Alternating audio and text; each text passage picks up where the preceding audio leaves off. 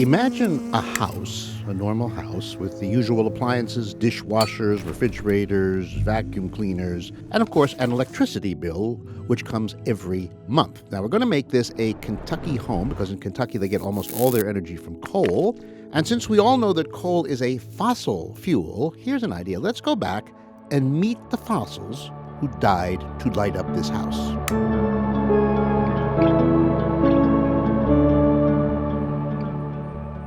Well, we're going to have to go way, way back to the Carboniferous period. That's about 300 million years ago. And this here is a typical forest from that time. And this is a typical tree called a lepidodendron. Long, skinny little tree. They sprouted up as plants do, soaking in sunshine, absorbing carbon from the air so they could grow and grow and grow. And then, of course, they died, to be replaced by another set of lepidodendrons that also grew and died, another that grew and died, and another that grew and died. So after millions and millions of years, the layers of all these dead plants pressed down one on top of the other, concentrating all that ancient carbon and ancient sunshine into a hard black rock that we call coal. So, just for the fun of it, let's say our house here in Kentucky uses roughly 1,000 kilowatt hours of coal-powered electricity in a month. That's about average. Can we figure out how many of those ancient trees are in effect being harvested to power this home for 1 month? Well, it turns out that 1,000 kilowatt hours, that's the electricity bill, comes from burning about a half ton of coal, which is the energy equivalent of 2 ancient trees, each one about 60 feet high. So that is what this home is burning every month, 2 old trees worth of carbon.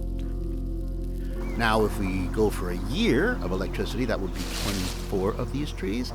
And then over a decade, over 10 years, we're up to 240 trees. And now you've kind of used up a mini forest of ancient energy just to power your home. And that does not include, by the way, the family car. Now, cars, we all know, also use fossil fuels. Gasoline does come from oil, and oil comes from, once again, ancient plants, but not trees this time. No.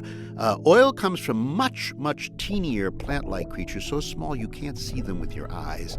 But you do find them in the ocean, drifting about and rolling around, using sunshine to absorb carbon and grow and multiply. There are trillions, actually 1,000 trillion of these teeny plants in the sea. They're called phytoplankton. They're the basic food of the ocean, eaten by little guys and the big guys. And 100 million years ago, there were phytoplankton living in the oceans, and when they died, and their babies died, and the babies of those babies died, the ocean bottoms were gradually littered with sunshine-rich remains, creating a layer of stored carbon that, under pressure from the mud above and the heat below, compressed first into rock and then, under even greater pressure, turned into a black liquid that we now call oil.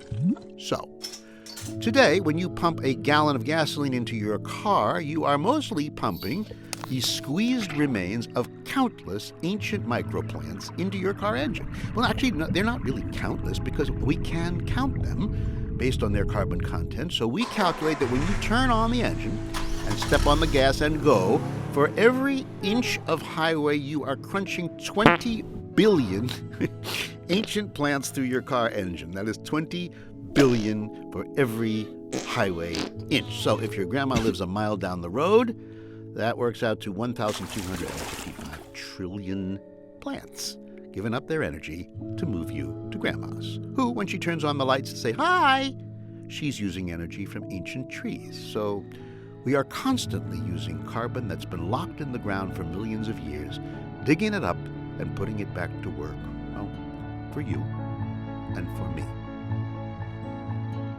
We today are ravenous for old sunshine, so much so that if you add up all the coal and all the oil and all the natural gas that we humans use to power our lives in just one recent year, we'll choose the year 2018, and then think just for a second of all the ancient organisms that had to get squished down to make those fossil fuels. So that would be the old carboniferous trees and the carboniferous plants and the phytoplankton and ancient plant eaters, the little ones and the big ones, in the sea, on the land, all those old organisms that got crunched into fossil fuels, if you drop all that old life into the container that we call Earth and burn them, it turns out that what we burn in 1 year weighs 100 times more than everything alive today. Everything.